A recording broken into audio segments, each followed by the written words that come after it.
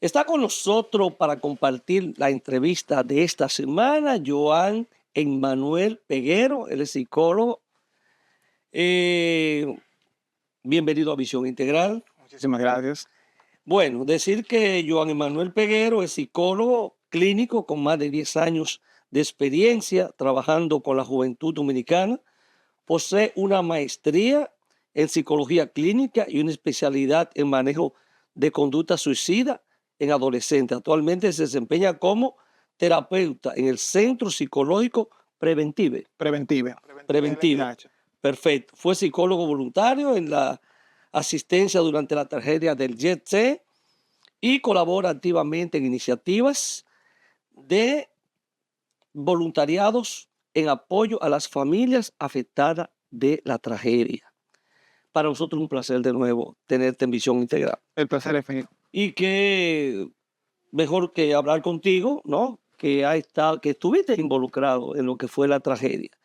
Ya 3 semanas han transcurrido de ese lamentable episodio, acontecimiento que enluteció a la familia dominicana, el país, el impacto que tuvo por la cantidad de personas fallecidas, la cantidad de personas heridas y las personas que vivieron la tragedia, que salieron sin ningún tipo de lesión. Pero la gente todavía, el impacto está ahí, el duelo se sigue viviendo. Esa es una zona de peregrinaje. Recientemente, creo que el viernes, pues hubo una actividad que se desarrolló ahí, la gente va a rezar, a llevar flores, a encender velones y velas. ¿Cómo se sigue viviendo la tragedia? ¿Por qué han pasado 3 semanas y todavía ese duelo, ese sentimiento aún se mantiene en la población dominicana y sobre todo a las personas que fueron afectadas más de cerca, ¿no? Con la tragedia? Bueno, hay una diferencia importante entre duelo y luto. Ya. Que la gente asocia el duelo con el luto, y aunque sí tienen una correlación, pero no necesariamente son lo mismo. Entonces, el duelo es personal, el duelo es individual, pero el luto es colectivo. Entonces, hemos atravesado a nivel mundial, esta ha sido una de las tragedias más impactantes relacionada con actividades de diversión. Creo que la tercera en el mundo de diversión que conlleve esa gran cantidad de personas fallecidas. en un espacio tan pequeño. Y de tantos extractos sociales. Y un evento festivo que la gente estaba divirtiendo y todavía tiene otro impacto. Y es sorprendente cómo este evento nos tocó a todos. Exacto. Sin importar extracto social, de donde sea, municipio, provincia, nos tocó. Entonces, luego de que pasa un evento traumante o una crisis, entonces entran en diferentes etapas. Puede ser una etapa de duelo, pero el luto, que sí es colectivo, entonces se mantiene en el tiempo. Aquí todos lloramos. O sea, yo no creo que haya ningún dominicano o dominicana que haya visto el drama, lo que ocurrió, los testimonios, que no haya derramado una lágrima. O sea, por eso el impacto de la cantidad de personas y de familia que tiene. Entonces, en este momento, ¿qué etapa la gente que perdió un familiar cercano está viviendo? ¿Está en la etapa todavía de la negación o de la aceptación? El que pidió un familiar, porque hay que ver el que pidió un familiar, el que tiene un familiar que fue una persona que fue herida, otra persona que salió ileso, pero todos han tenido una forma u otra una afectación. ¿Cómo cada caso, cómo verlo? Bueno, como lo acabas de decir, cada caso. O sea, usualmente entendemos que la conducta es lineal y que, por ejemplo, una gente que entra en duelo, antes se hablaba de etapas del duelo, ya no se habla de etapas, No se habla simplemente de duelo. De duelo. Porque el duelo es una experiencia individual. Ya, ok. Entonces, como yo vivo el duelo, no necesariamente lo viva usted o no lo viva otra persona. Hay que valorar muchas cosas para definir Se supera de manera diferente, en tiempos diferentes. Exacto, el proceso es diferente. Hay que valorar, por ejemplo, la cercanía, el vínculo, el momento. O sea, son muchas variables que uno mide para poder identificar qué posible secuelas o consecuencias o manifestaciones pudiese presentar ese duelo. Entonces ahí viene el acompañamiento. Pero me gustaría que tú contaras brevemente tu experiencia. ¿Tú estuviste ahí? Sí, ¿Fuiste como voluntario? Claro. ¿Cuándo llegaste? ¿Qué pasó?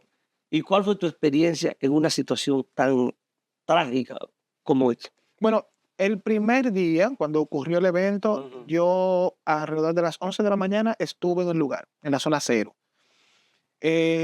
Cuando llego a llevar dotaciones porque algunos equipos de la defensa civil se habían quedado sin agua, sin jugo, y mi intención voluntaria en la Era, primera etapa era esa. Pero cuando llego, que veo este cúmulo de personas, que veo tantas personas que se encontraban frustradas, airadas, personas que no tenían respuesta de sus estamos familiares. hablando de la mañana del martes. Ya eso fue en la mañana, exacto, a las 11 de la mañana del Del martes, cuando martes. ocurrió el evento en la Exacto. zona cero. Entonces, luego regreso en la tarde, el Colegio Dominicano de Psicólogos y la Pucamaima como convocó un equipo de psicólogos para que apoyáramos a los familiares y ahí inició todo el proceso de acompañamiento. Estuve apoyando a ambas instituciones, brindándole apoyo en la zona cero. El segundo día fuimos entonces a la morgue donde se estaban trabajando al INASIF, donde se estaban entregando los restos de los Y nacía o familiares. patología, las dos. INASIF, Bueno, nací es donde sí, estaban entregando. sí. Y patología donde se hacían la. Exacto, exacto. Y fue un proceso difícil, fue un proceso de mucha incertidumbre, de mucho dolor. Había momentos de calma, que es normal, o sea, la conducta, como le dije, no es lineal, es variable. Hubo momentos de calma, pero Porque fueron 3 días de búsqueda, tres 3 días días. de remoción de escombros. Y entonces hay la desesperación en la familia, si falleció, si no falleció, si está vivo, o sea, todo eso. Y en buscando una palabra más sensible, más sutil, es difícil cuando tú ves todos esos eventos que van transcurriendo uno detrás de otro, o sea, eran pocos patólogos para tantos Se personas que desbordó. habían que entregar, se desbordó la respuesta, la capacidad de respuesta no pudo suplirse. Entonces, los familiares se frustraban y es entendible el nivel de frustración que ellos sentían. Entonces, ahí empezaba la ira, la manifestación de la ira es frustración acumulada. Entonces se comenzaban a irar y ahí teníamos que intervenir y acompañarlos, pero sin deshumanizarlos, sin invalidarlos. Entonces fue un proceso demandante, difícil, pero para eso estamos los especialistas de salud mental. Y entonces en esa incertidumbre que es mayor, una vez dice, bueno, falleció y en algún momento me van a entregar el cadáver, que sigue siendo complicado, porque como no había respuesta, la gente decía, ya, si falleció, que me entreguen el cadáver, yo quiero verlo, está ahí, que me lo entregue. Pero lo que estaban buscando sus familiares, que sabían que no estaban, eh, no lo habían encontrado no, dado como fallecido, pero tampoco estaba en un hospital, en un hospital o una clínica en recuperación. O sea, eso todavía generaba más incertidumbre. Y ese ritual que es necesario dentro de un proceso de duelo, cuando se pierde un familiar, ese ritual que es bien cultural y bien individual, por ejemplo, no es lo mismo ese ritual en el sur, por ejemplo, en el Cibao, son diferentes. Ya, Y no es lo mismo un extracto social alto o un extracto social bajo. Pero como quiera, el ritual es necesario. Y tú no saber dónde está tu familiar, no poder tenerlo, no poder despedirlo, no poder agotar esos procesos, también genera una mayor incertidumbre, ansiedad, eh, un sinnúmero de sentimientos encontrados que son necesarios para ¿por qué a poder pasar. mí? ¿Por qué me pasó? ¿Por qué en Exacto, este momento? exacto. Y entonces todas las cosas que ocurren. Yo le dije que no fuera, no era, ella no pensaba ir, pero la conquistaron a que fuera, porque tiene todo eso. Sí, claro, O sea, claro. yo hace mucho que no iba ahí, no sé cómo se me ocurrió, maestra, y lo que perdieron algunos familiares, entonces viene toda esa explicación y culpa a la vez. Sí, sí, eso puede ser normal dentro del duelo. O sea, ese sentimiento de culpa, ese sentimiento de que pude haber hecho más, puede ser normal durante el proceso de duelo. eh, el momento de crisis no fue solamente durante el Ya, evento, o sea, la crisis se puede extender, todo va a depender. E incluso hay teóricos que dicen que una crisis puede durar hasta 6 semanas, o sea, todavía la crisis. Entonces, ya por lo esa menos, crisis es negación. bueno, como le Esa, dije, no, no, no no, hay no, no quiero verlo etapas, así, no lo exacto, vamos a ver en etapas. no se puede ver en etapas, no es lineal, es individual, Ya, pero se puede hablar de una crisis de hasta 6 meses, se puede hablar del duelo de hasta un año, o sea, para comenzar a hablar de conductas patológicas, hay gente que puede durar 6 meses, otro que puede durar un año, como le comentaba, todo depende del y hay quien vínculo, no la lo superan nunca. relación, las herramientas que tengan, hay quienes no lo superan nunca.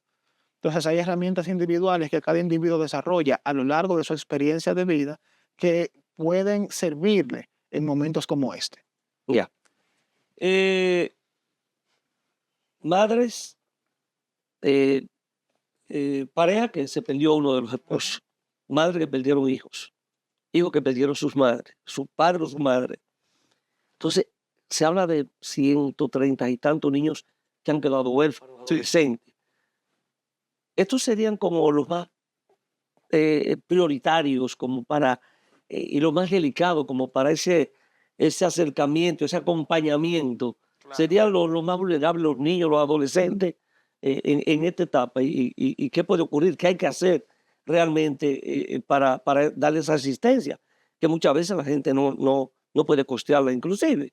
O sea, serían los más afectados eso. Bueno, hay que ver cómo se mide el porcentaje de vulnerabilidad, porque también una persona de tercera edad que dependa de su hijo que falleció también está vulnerable. Es vulnerable. Entonces también hay que ver si los adolescentes que pierden o los niños que pierden a sus padres no tienen ninguna otra persona que pueda ser parte de esa red de apoyo. O sea, hay que medir cuando se habla de vulnerabilidad, porque la edad puede ser una variable, pero no un determinante. Ya. Ahora, durante este proceso,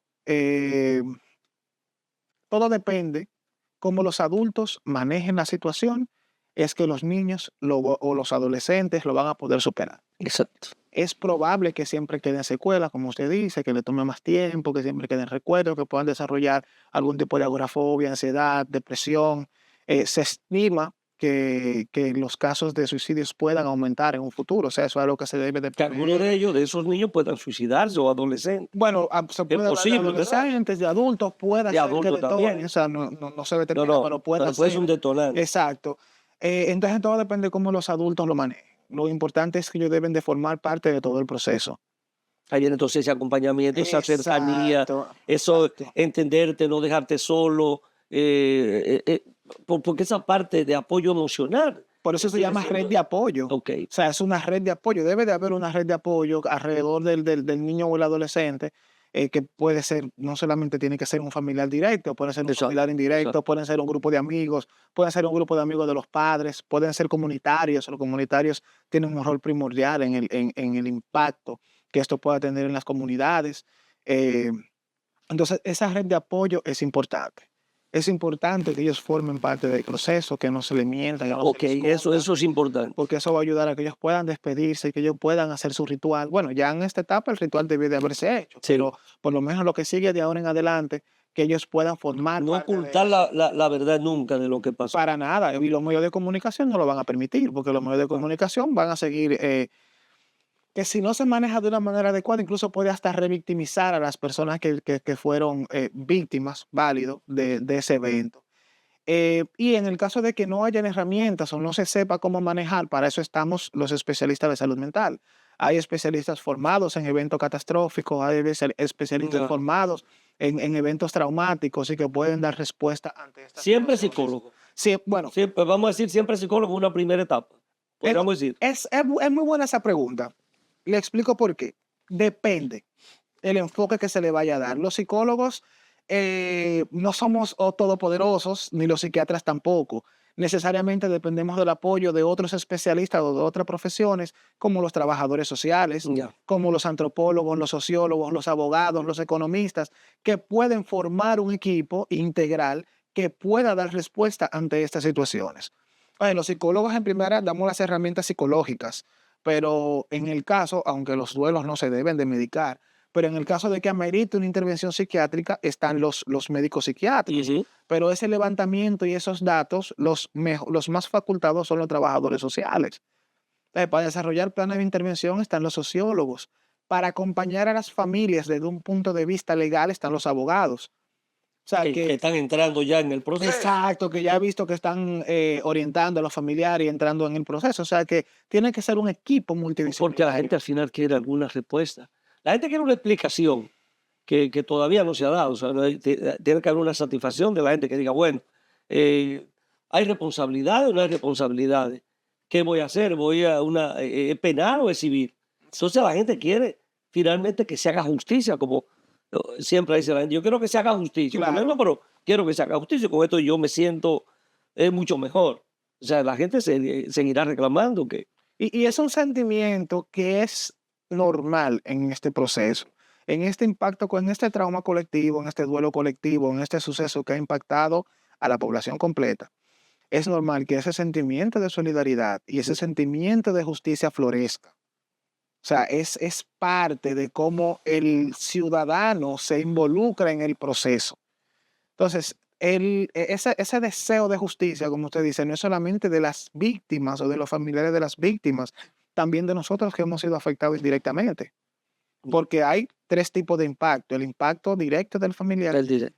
el segundo, o el segundo nivel de las personas que dan respuesta, socorrista, defensa civil, policía nacional, y tercero de nosotros, la ciudadanía, que también somos impactados, que también podemos desarrollar algún tipo de situación postraumática.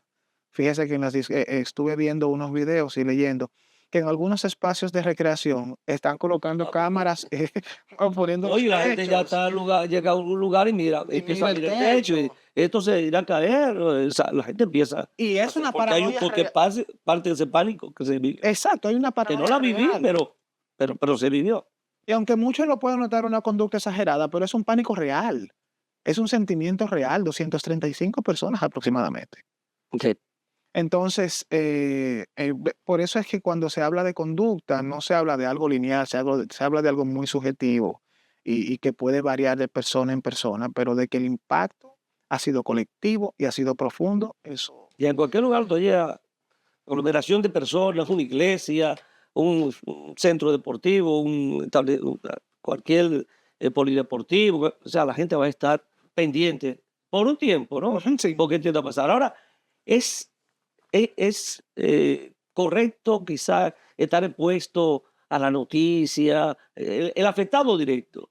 ¿Es bueno retrotraerse un poco o puede estar expuesto a la noticia, a los comentarios, a lo que se siga hablando sobre el tema? ¿O es mejor un poco salir? Es mejor desconectarse un poco, Ya, porque hay algo dentro de la conducta suicida, dentro de la psicología como tal, que se llaman ideas de referencia. ok. Entonces, muchas veces uno tiene pensamientos que son repetitivos, que te generan ansiedad, que te generan algún tipo de malestar. Esos también que le llaman pensamientos automáticos en psicología, que son productos y son adquiridos por el entorno. O sea, los pensamientos no salen del aire, vienen por el entorno. Y nosotros estar constantemente expuestos a ese tipo de noticias, entonces lo que hace es que nos mantienen, como le comenté, o revictimizándonos, o nos hace que nosotros nos mantengamos todo el tiempo, la mayor parte del tiempo, enganchado en ese sentimiento o enganchado en esa emoción de miedo, ¿Y qué podría generar eso? ansiedad, Ya, miedo, miedo, ansiedad. depresión. Puede generar depresión. La todo peor sería depende. la depresión. Probablemente, pero habría que ver, habría que ver. Ya, finalmente, a nivel de las autoridades, política pública, gobierno, ¿usted entiende que se ha hecho lo suficiente? ¿Puede hacerse más en ese acompañamiento? Que he visto que se ha hablado inclusive de ayudas a la familia que la necesiten, el acompañamiento con especialistas. ¿Usted cree que se ha hecho o se puede hacer un poquito más? Se puede hacer un poquito más. Se puede hacer un poquito más, porque aunque la intención del Estado, o se ha Ujú. mostrado intención de poder colaborar con la familia, pero se debe de estructurar un programa de acción, como le comentaba, que no sea unilateral, que no sean solamente abogados, políticos, tienen que haber especialistas de salud mental, especialistas de la conducta, tienen que haber también especialistas de la ciencia de humanidad, de ciencia jurídica, que puedan desarrollar un plan de intervención que sea integrativo, integral y sostenible a largo Con la plazo. familia de 232 víctimas, Exacto, con sus familiares directos, de sus manera familiares individual, indirectos, con todos los pero de impactados. manera individual, Exacto, tratar de manera individual cada porque caso. no solamente los familiares de las víctamas, y los vecinos de la zona, de los Eso también, alrededores. eso están afectados. Exacto, entonces tienen que ser algo integral y sostenible en el tiempo. Una comunidad como Gaina necesita un acompañamiento por la cantidad de personas que fallecieron en ese La proceso. ley de salud mental lo especifica, que deben de haber espacios donde ellos tengan acceso a los servicios de salud mental. Exacto. Que fueron los que vinieron ahí recientemente a hacer a traer flores en sentido de vela, fueron la comunidad de Jaina, porque está muy afectada. Muy afectado, muy afectado. Miren, hemos llegado al final de la entrevista, Tan rápido. tan rápido. Ha sido un placer tenerte en Visión Integral. Yo creo que la posibilidad de que en algún momento nos acompañen para poder seguir hablando sobre estos temas, porque esto no va a pasar tan rápido. Seguirá un proceso de la naturaleza que sea, en términos si es civil o penal, pero será un tema que se va a seguir hablando en el país. Muchísimas gracias por la invitación y estamos en entera disposición. Muchísimas gracias. Usted, amable televidente, ha sido un placer compartir en el día de hoy su programa, la noche de hoy, su programa Visión Integral.